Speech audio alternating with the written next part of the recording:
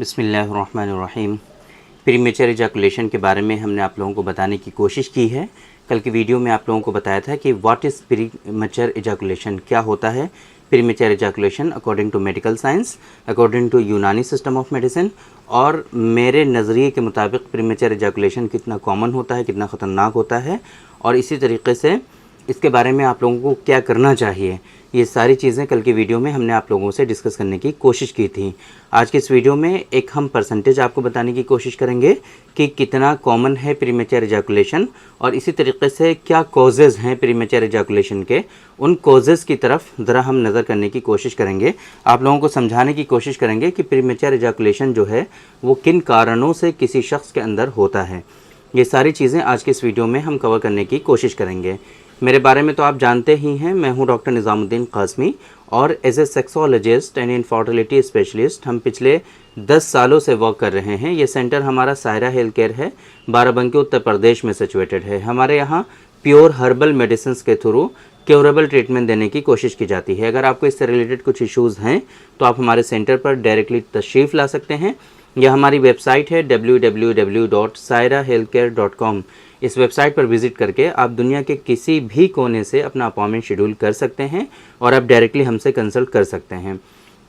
Premature ejaculation के बारे में हमने आपको कल बताया ही था कि अगर बहुत ही जल्दी सीमेन आपका डिस्चार्ज हो जाता है तो उस कंडीशन को हम लोग प्रीमेचर इजैकुलेशन के नाम से जानते हैं।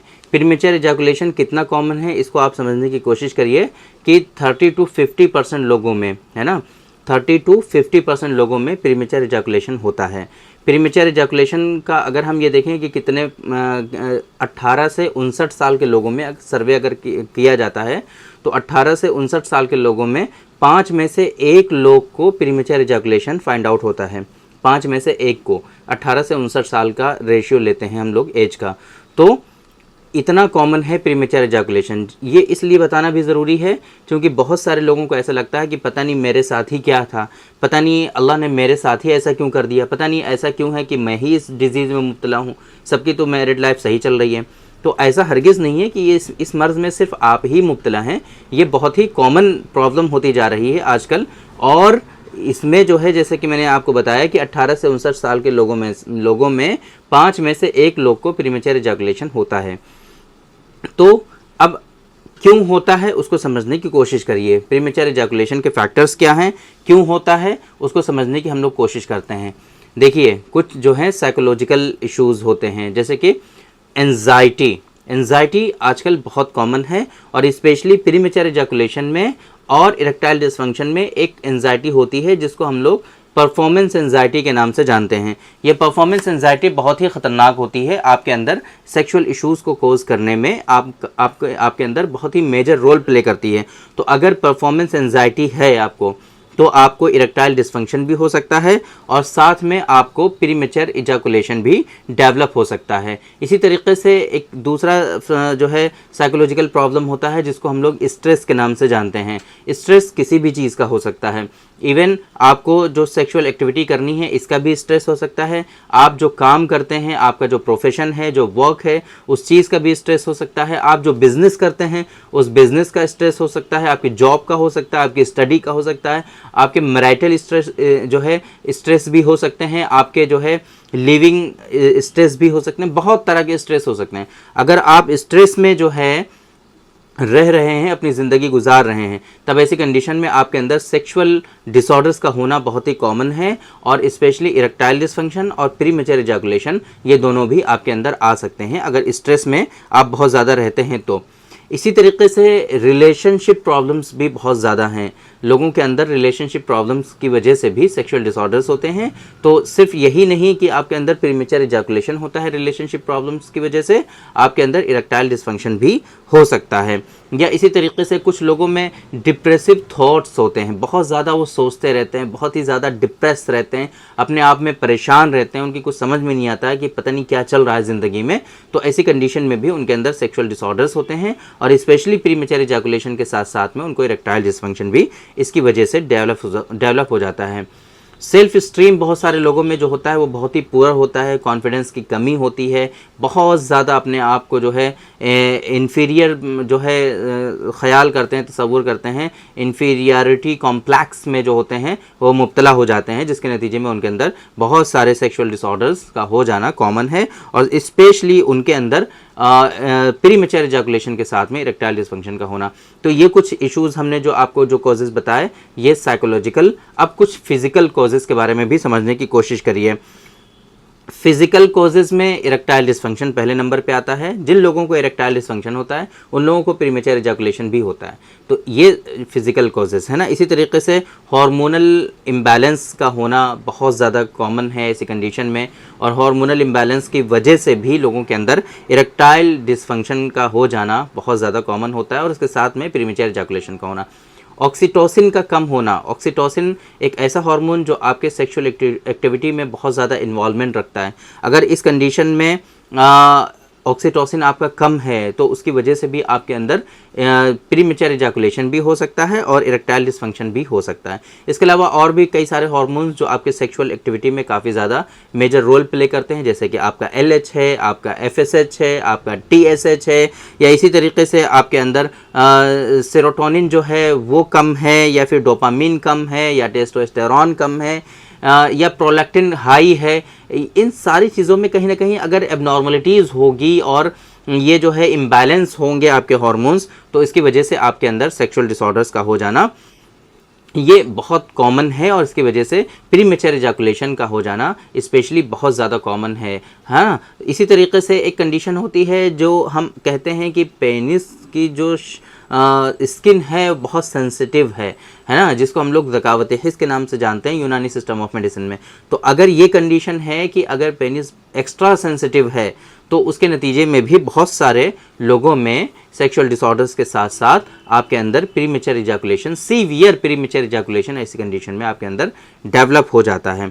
इसी तरीके से प्रोस्टेट में अगर इन्फ्लामेशन है तो उसकी वजह से भी आपके अंदर प्रीमेच्योर इजैकुलेशन का जो है हो जाना, प्रीमेच्योर इजैकुलेशन का आपके अंदर पैदा हो जाना बहुत कॉमन है। ये कुछ कॉजेज़ हमने आपको बताने की कोशिश की है कि प्रीमेच्योर इजैकुलेशन आपके अंदर किन किन कारणों से किसी शख्स के अंदर आता है। प्रीमेच्योर इजैकुलेशन जो है आमतौर पे ये साइकोलॉजिकल इश्यूज़ या फिर जो है फिज़िकल इश्यूज़ या फिर जो है आपके अंदर बहुत सारे पेनाइल डिसऑर्डर्स होते हैं, उसके नतीजे में भी आपके अंदर प्रीमेच्योर इजैकुलेशन जो है डेवलप हो जाता है, और उसकी वजह से आपके अंदर बहुत सारे इश्यूज़ आते हैं। आपके अंदर जो है डिस्कम्फर्ट होता है, आपके अंदर चिड़चिड़ापन आ जाता है, आपके अंदर जो है एंग्री का जो पार्ट होता है गुस्से का वो बहुत ज़्यादा हो जाता है, आप जो है डिस्ट्रेस रहते हैं, बहुत ज़्यादा डिप्रेशन में चले जाते हैं, और बहुत सारे इश्यूज़ इसकी वजह से होते हैं। जनरली प्रीमेच्योर इजैकुलेशन के सिम्टम्स नहीं होते हैं। प्रीमेच्योर इजैकुलेशन में सिर्फ इतना ही होता है कि सीमेन जो होता है वो बहुत जल्दी डिस्चार्ज हो जाता है। इसके अलावा प्रीमेच्योर इजैकुलेशन के कोई सिम्टम्स देखने को नहीं मिलते हैं। लेकिन यूनानी सिस्टम ऑफ मेडिसिन में इसके कुछ सिम्टम्स भी देख सकते हैं आप हम लोग, जैसे कि प्रीमेच्योर इजैकुलेशन जिन लोगों में होता है तो उन लोगों में जो है फ्रीक्वेंसी यूरिन की बहुत हाई होती है, यूरिन अर्जेंसी होती है, इवन कुछ लोगों में यूरिन ड्रिबलिंग भी होती है। जो प्रोस्टेटोमेगेली के जो सिम्टम्स हैं ना, अर्जेंसी, फ्रीक्वेंसी और यूरिन ड्रिबलिंग, ये तीन सिम्टम्स जो हैं वो प्रोस्टेटोमेगेली के हैं, लेकिन प्रीमेच्योर इजैकुलेशन में भी ये सिम्टम्स देखने को मिलते हैं। इसी तरीके से प्राइवेट पार्ट का साइज़ का श्रिंक हो जाना ये भी बहुत कॉमन है, और ऐसे पेशेंट में फिर जिन लोगों को प्रीमेच्योर इजैकुलेशन होता है उन लोगों में ये भी देखने को पाया जाता है। इसके अलावा बहुत मेजर सिम्टम्स तो नहीं होते हैं प्रीमेच्योर इजैकुलेशन के, बट इसके कॉम्प्लिकेशंस बहुत होते हैं। तो प्रीमेच्योर इजैकुलेशन के क्या क्या कॉम्प्लिकेशंस हैं, और अगर आपको प्रीमेच्योर इजैकुलेशन है तो उसके नतीजे में आपको क्या क्या इश्यूज़ डेवलप होते हैं, वो सारी चीज़ें इंशाल्लाह हम कल की वीडियो में आप लोगों को बताने की कोशिश करेंगे।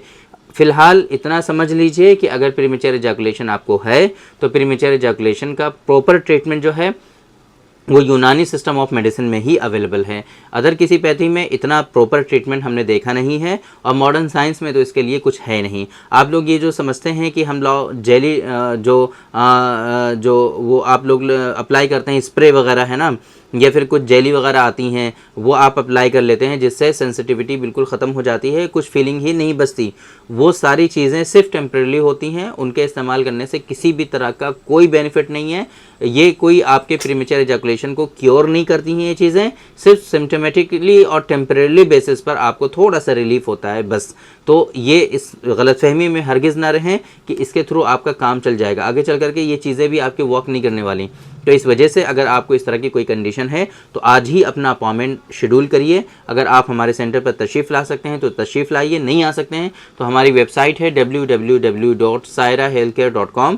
इस वेबसाइट पर विज़िट करके आप दुनिया के किसी भी कोने से अपना अपॉइंटमेंट शेड्यूल कर सकते हैं और आप हमसे कंसल्ट कर सकते हैं। तो आप इस बेनिफिट जो ये फैसिलिटी है ऑनलाइन कंसल्टेशन की, इसका बेनिफिट उठाएँ और आप हमसे कंसल्ट करें, अपना प्रॉपर ट्रीटमेंट कराएं और सेहतमंद ज़िंदगी अपनी गुजार पाएं।